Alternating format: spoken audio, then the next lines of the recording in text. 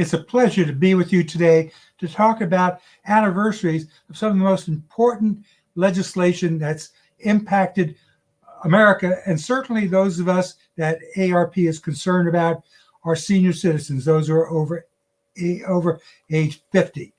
So let's move on and talk about these various anniversaries. You know, we do love anniversaries. I don't know about you, but I celebrated my parents' 50th. We certainly celebrate the 4th of July every year. And then we think about those that have been more difficult, Pearl Harbor, 9/11. And this year has had a number of those important dates that have made American society so important and so positive. In 1935, in the midst of the Depression, my parents were Depression survivors. President Franklin Delano Roosevelt had become president in 1932, replacing Herbert Hoover. He wanted a great society. He wanted a New Deal. He wanted change. And he got that very dramatically. One of the most important was signing of the Social Security Act of 1935. And we're coming up shortly on another anniversary on the 14th of August. And Mary Jane Fuller got the first check, and it was very small. Move forward. FDR wanted a healthcare reform bill. He didn't get it. What we got was World War II, wage price controls, and then we got Harry Truman wanted a healthcare reform. He didn't get it. Jack Kennedy wanted it. He didn't get it. He was assassinated. Lyndon Baines Johnson became president. And on July 30th of 1965, he signed the law, Medicare and Medicaid, Social Security amendments of that year. Those are the important things. He went to Independence, Missouri, which was the home of Harry Truman. And at the Truman Library, he signed those two laws. Harry got Medicare Card 1. His premium, Part B, was $3 a month. It's now $150 a month. The only thing we know is change. And they kept calling it socialism.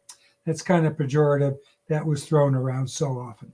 Medicaid was an afterthought.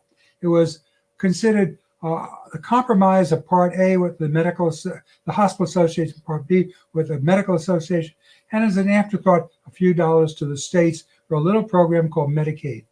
Arizona was the last state to have a Medicaid program, and we developed a thing called the Arizona Healthcare Cost Containment System, better known as ACCESS. I was really the wonderful opportunity to be the second director of that program, working for it from 1987 to 1993. It is the key program in Medicaid across the country. Other states have used our program.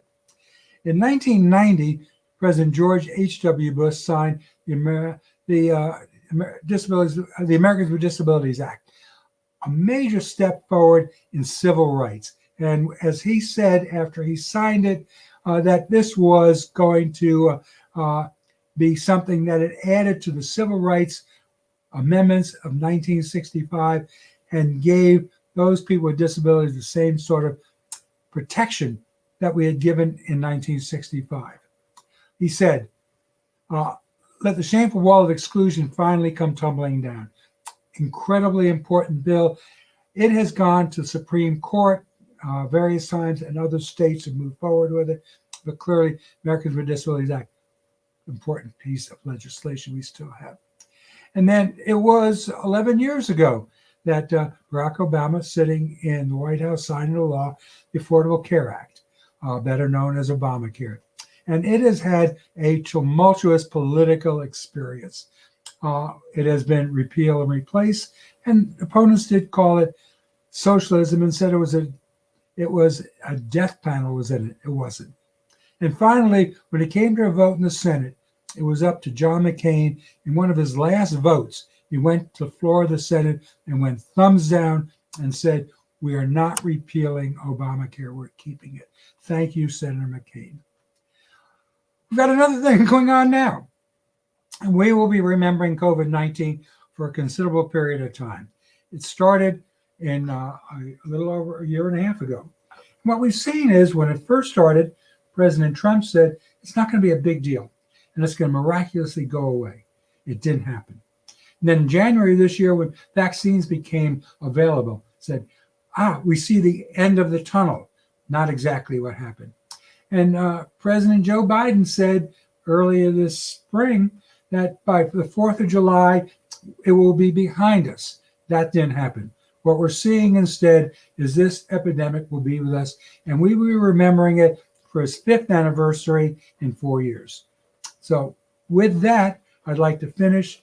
Thank you very much. You've got to understand that when you celebrate these anniversaries, understand these laws took tremendous political activity, energy, and advocacy, which is what ARP volunteers do.